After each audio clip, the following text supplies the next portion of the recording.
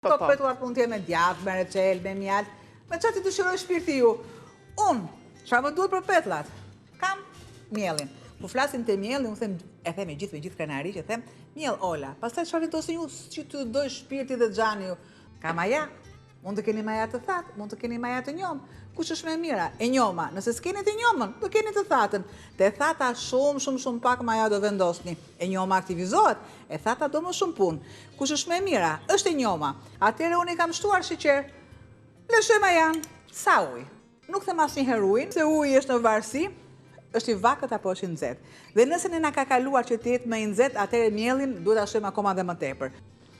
E përzije derisa të bëj një mas çukulli që teli e re. Pra deri ku teli e re.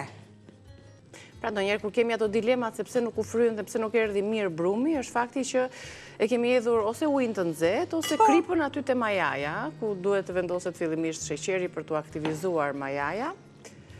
Tani ujin e vakët dhe pastaj kripën. Do ta lë masën e tillë. Derisa të filloj të pluskoj, të fillojnë ato fluskat e vogla, dhe më pas unë shtoj miell që bëj atë përforcimin e lëndës së parë.